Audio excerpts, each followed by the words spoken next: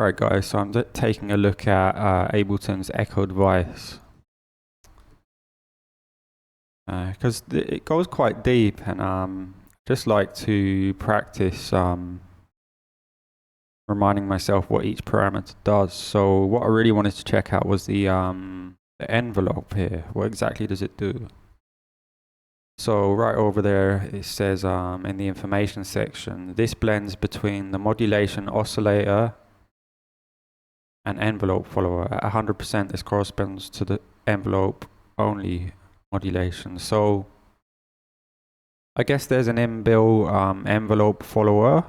Let's try it out on some dub chords. And I also want to show you a few little tricks of how I like to use the Echo device on dub chords as well.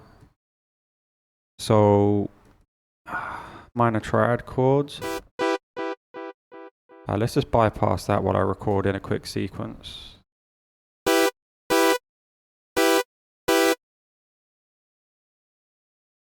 And quantize that.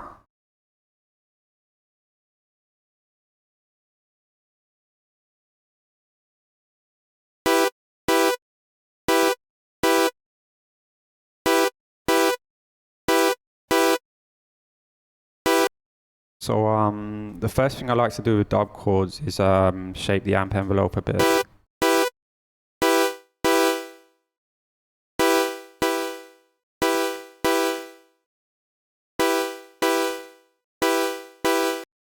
And generally I like to pitch them right down so we can get some like bass tones out of it. And we'll go for a bandpass filter.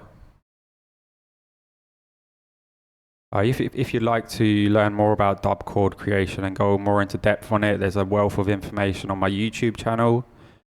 And also on my Patreon, I have a lot of Ableton Live sets you can download and samples and exclusive content. And that's linked right here and down in the comments. So I'll give it a bit of a filter envelope here.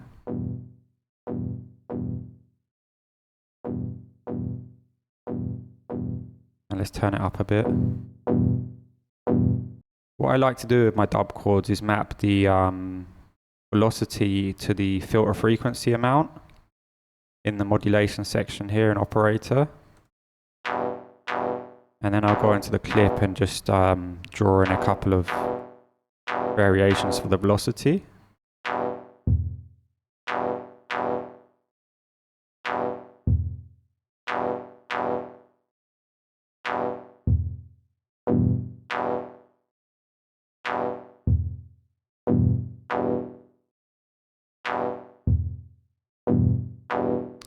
Right, so that's our dub chord. Let's give it a bit of spread too. Here in operator we have this spread which works kind of like a unison detune, which just makes you sound a bit fatter. It's basically a chorus, I think, but anyway, to the Echo device. So what I wanted to check out was that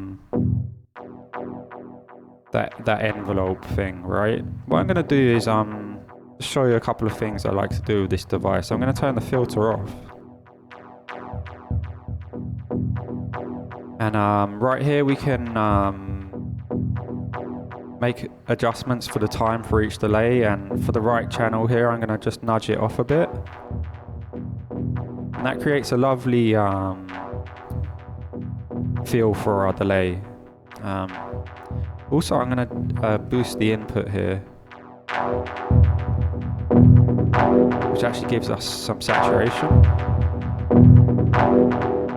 Let's just turn the output down to compensate for that.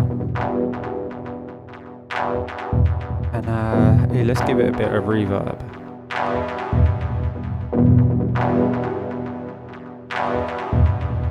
And over here in the character section, I'm going to activate noise. Turn that up. We'll start to get the hiss from the tape circuit in the delay, which is a very common ingredient in dub techno tracks. We have this morph parameter here, which just changes the feel of the noise. So let's have a look at this envelope parameter in the modulation section. I'll turn it to 100% so we can see what it's doing.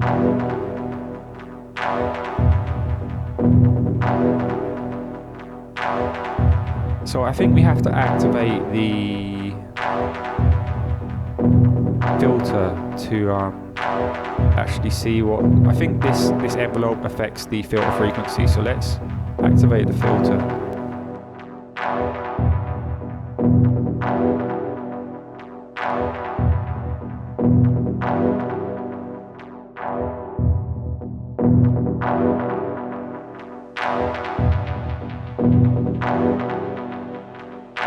Let's turn it off.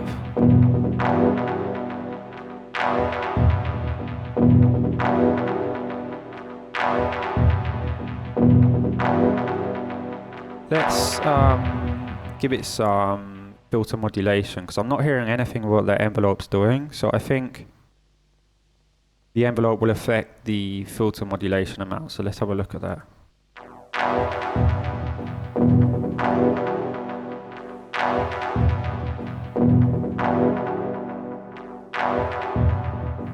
Let's turn the rate up so we can really hear what the filter's doing. And I'll make it more of a dramatic shape, like a square. Let's turn the envelope off. And I'm going to turn the noise right up so we can really hear what the filter's doing as it cuts through the noise. Okay, cool. So there it is, without any envelope. Now let's apply the envelope. Oh, sorry. So what happens is the filter gets modulated via the envelope and not this LFO shape here. So let's change the shape of the LFO to check.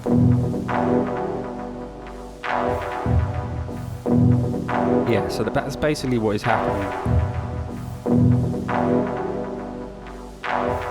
So if we turn the filter mod amount down, yeah, we don't hear anything. So the envelope parameter is only noticeable when you have either the delay time mod percentage up or the filter mod up.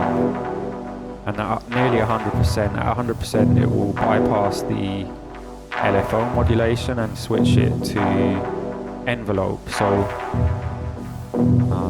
as signals go into the delay, it triggers the envelope, which is kind of what I'm desiring for my dub techno at the moment. I like the way the envelope moves the noise and cuts through the noise better than the LFO.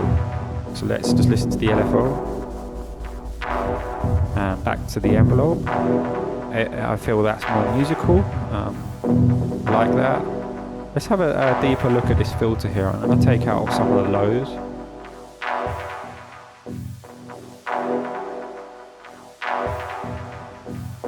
Just reduce the mix a bit. And I'm going to show you another neat little trick I like to do with the Echo device here is use the ducking feature and just reduce the threshold here. And that it's basically like side chaining, so the louder signals that come through are going to duck out the delay and the reverb chain. And I actually really love the sound of that with the envelope. It's I don't think I'd need to add any more spatial effects to this dub chord. We have the reverb here and the delay, and it's working just fine. Let's try a shorter reverb, a longer one. I like it around 50%. Let's try more reverb here.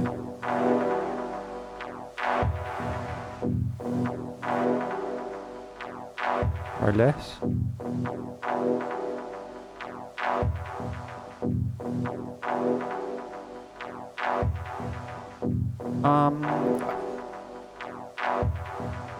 I'll leave it at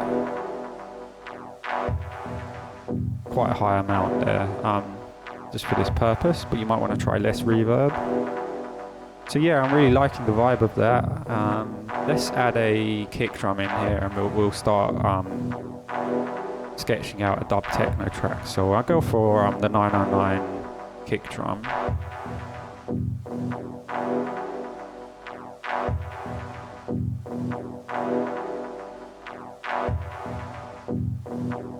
So let's put in a 4 to the floor kick drum pattern here.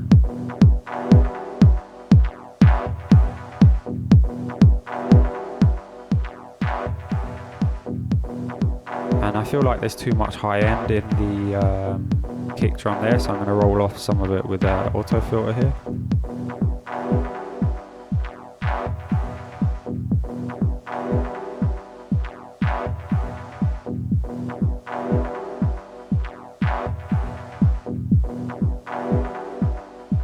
And something I like to do to create dub techno bass lines is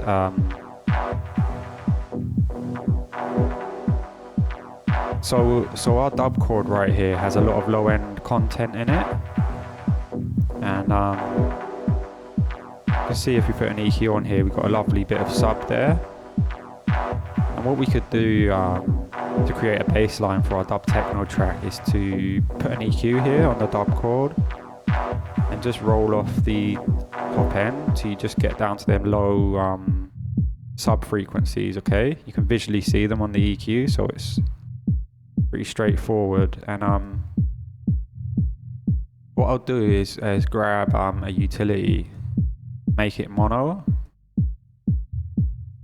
and just turn it up, like bump up the volume here so it's roughly the same as the kick.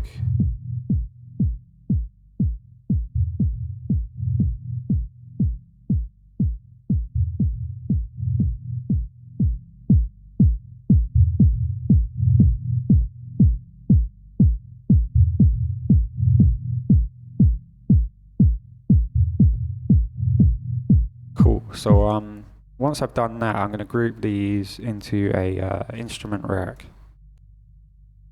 and reintroduce the high end with another EQ. So let's drop another EQ on here. And what I'm going to do with this one is high pass it. So let's take a listen. Cut out quite a lot of the low end, and you just get rid of a load of muddiness. So the bass is very clearly defined, and there's also room for the kick drum. It's a common technique in drum and bass production where you make a Reese bass or whatever. You focus in on the low frequencies, and then you create some space here by creating another chain like this. So you can apply the same rules of drum and bass to dub chord productions.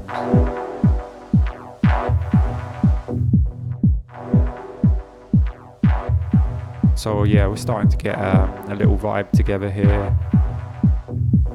What I'm going to do is just take a look at this kick here, maybe EQ out some more frequencies.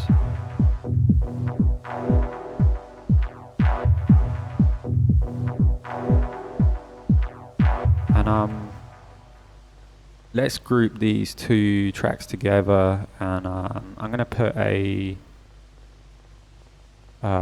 let's say a glue compressor on here, because I want to kind of gel these elements together a bit. So let's take a look at this glue compressor. I'm going to change it to like a fairly low ratio, and let's bring the threshold down to get some compression, give it some makeup gain. But I'm going to turn the mix down so we get like, it's like parallel compression, we get some of the dry signal through.